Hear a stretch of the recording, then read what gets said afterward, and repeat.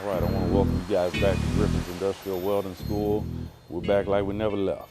Today, first I'm going to show you guys how to set up your MIG welding machine. Right now we're about to start a series where we're going to be doing open root, where we're going to take you guys from a 1G open root all the way to a 6G pipe, a 2-inch pipe.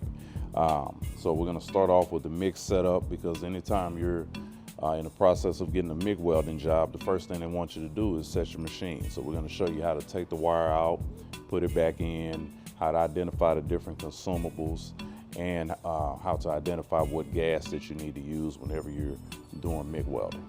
Okay, so the first thing, if you guys want to come with me, the first thing we're going to do today is we're going to go over the type of wire that you would need to use. Okay, you notice it says ER70S-6. Okay, just a full breakdown. The E stands for electrode, the R stands for cut length, the 70 is the tensile strength, which means that's how many pounds of pressure the wire can hold. The S means this is solid wire, and 6 is the chemical composition. Okay, now this is .35 wire. They have different size wires that you can use. This right here is called a .35 wire, and it's an 11-pound spool. So whenever you're taking it out, first thing you want to do is take your clamp out.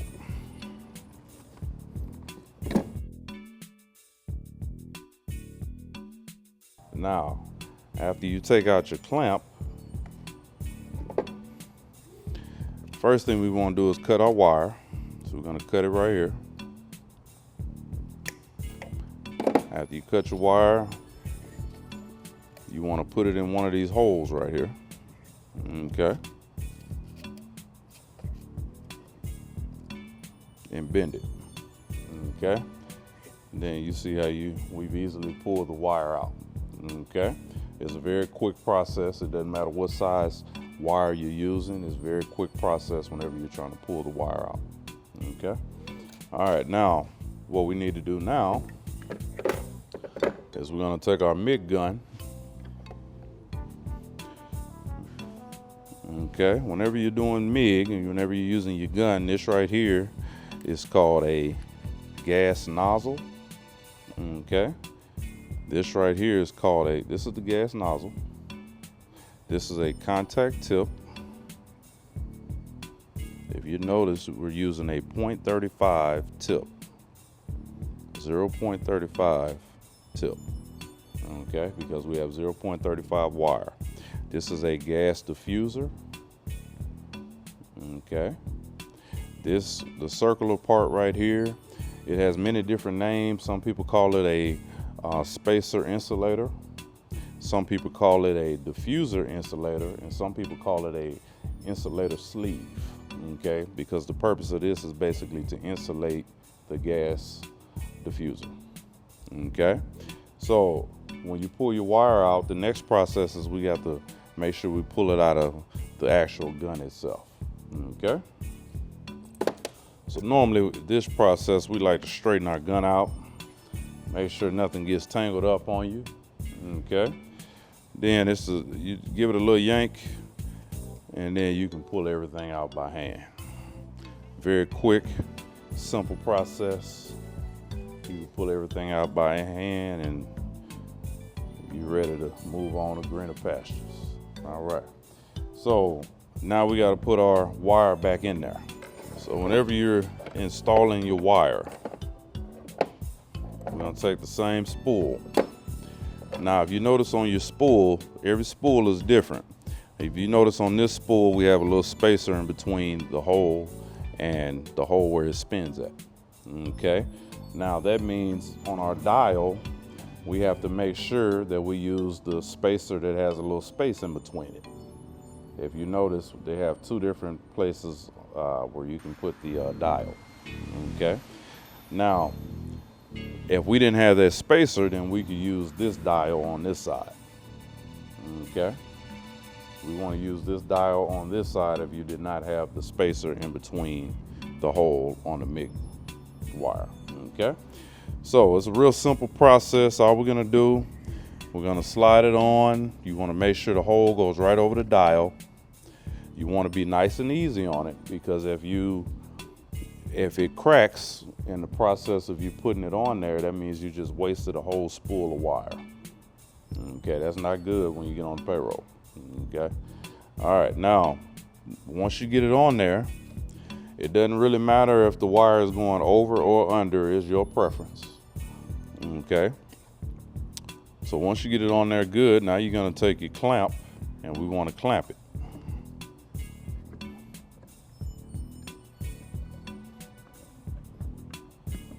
Okay, once you get your clamp in there, now what we're going to do, we're going to take that wire, we're going to cut the part that's bent. Okay, so if you notice it's bent right here, we want to cut that off. Okay, once we cut that off, we're going to put it right through here, through this hole. And this right here is called the stringer. You see that gray thing that is going in, that is called the stringer. Okay, so that right there is called our stringer. Okay, so now once you get your wire in there, now we have to make sure that everything feeds properly.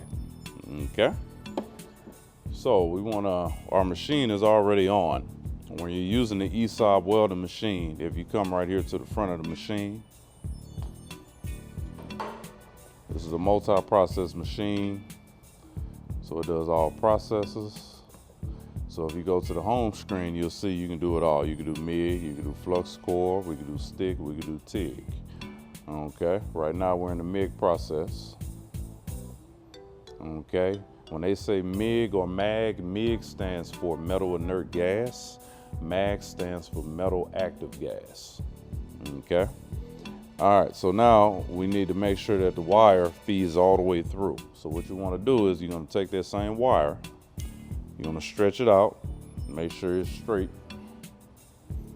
We'll come this way. Stretch it out nice and easy, make sure it's straight so you don't have any problems. And then all we're going to do is press it. When I press it, we'll close this up first, but when I press it, you see how the wire is spinning? We're going to wait until the wire comes all the way through the gun. And give it a second. The higher your wire speed is, the quicker it will feed through the gun. And you'll feel it in your hand, you'll feel it coming through the gun when it's almost there. Okay.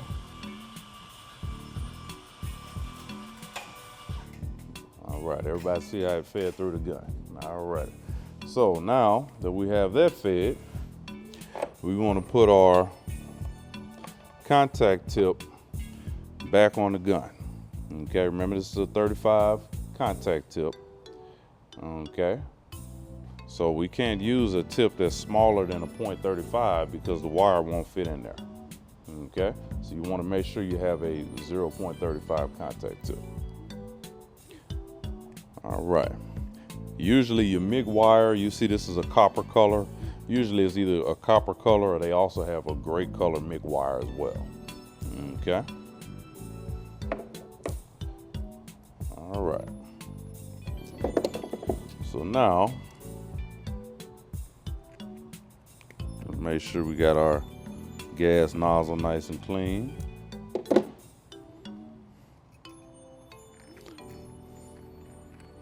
So when you assemble your gun again, so now now that we got everything assembled, we got to look at our gas. Okay, so you want to come over here with me. Now, whenever you're using MIG, you want to use what we call 75-25 gas. Okay, some people call it a mixed gas. It's basically 75% argon and 25% carbon dioxide. The purpose of the argon is to keep the weld clean. The purpose of the carbon dioxide is to make sure you get real deep penetration whenever you weld it. Okay, if you look over here on the actual gas itself, you'll see that it actually says on this side, it actually says 75% argon and 25% carbon dioxide right there on the tank. So that just in case you ever forget what kind of gas you're working with, that's an easy way to kind of remind you. So whenever you're doing MIG welding, this is the gas that we want to use. Okay. Now the first thing, you want to open it up.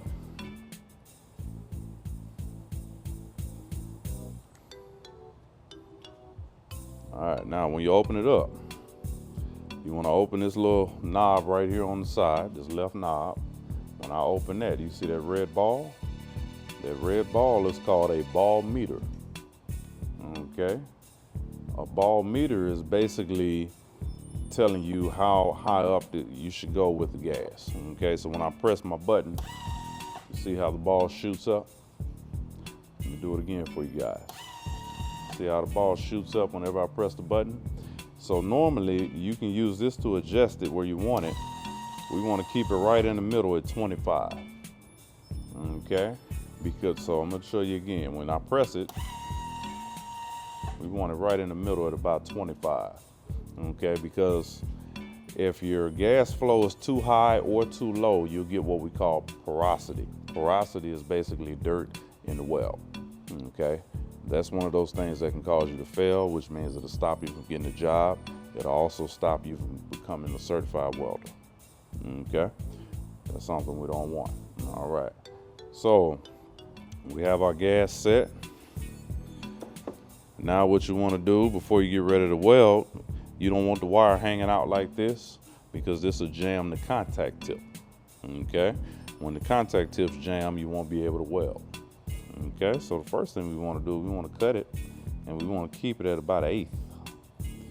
That's how low you want to keep it whenever you're getting ready to weld. Okay. All right. So whenever you're using MIG, first thing you want to do is set your ground wire right here. We're doing DC positive polarity. DC positive polarity is also known as DCEP. This is also known as reverse polarity. Okay. This polarity usually gives you some pretty good penetration. Now, whenever you're grounding it, you want to make sure that you ground it in a clean area.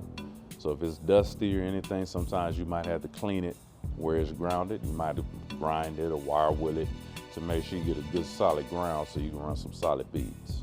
Okay. This nozzle right here goes in the positive. Okay, that's the thing that allows us to do DC positive polarity when we have this set up right here. Okay, so now when you get ready to run the bead, we have voltage and we have wire speed. Voltage is basically how hot you're gonna run the bead. It is basically telling you what we call our heat, how hot you're gonna run it. Okay, wire speed is just basically telling you how fast it's coming out of the gun. So you have to have the right combination of wire speed and voltage to get the kind of bead that you want. Okay, now whenever you're welding, it should sound like bacon frying. You want to listen for that bacon frying sound. If you don't hear that, something is off, or you just might have an extremely high heat, which is stopping you from hearing it. Otherwise, your settings might be a little off if you don't hear the bacon frying sound. Okay. So we're gonna put our heat. We're gonna go about 26.5, and we're gonna go 425 on our wire speed. This right here, around about 425. Now this is a good heat for whenever you're running your root pass. The root pass is the first bead that you'll normally run when you're getting ready to do MIG welding or any kind of welding. Okay, so all we're gonna do today is we're gonna tack up a scrap plate. I'm gonna run a quick bead just so you can hear that bacon frying sound and get a feel for what it's like. Okay, during our next video, we're gonna go over a 1G open root with MIG, and we're gonna take you from a 1G open root all the way to a 6G 2-inch pipe, showing you how to put a nice root pass in there with MIG. And we're gonna end up doing that with all processors. So you'll learn with MIG, with flux core, with stick, and with TIG. We're gonna show you how to put a nice root pass in there and take you all the way from 1G to 6G, take real good care of you, okay? All right, so now I'm gonna put my personal protective equipment on. So whenever you're getting ready to weld. So this is just one of the many things that you guys will learn here at Griffin's Industrial Welding School. Remember, welding it's a way of life. This is not a trade where you just do it 1 or 2 times and now you know how to weld. It's a way of life. You know, this is something where you got to consistently practice and keep working and getting better at it. you know, even once you learn how to weld. Okay, so that's why here at Griffin's Industrial Welding School, we say that we're more than just an educational facility. It's a lifestyle.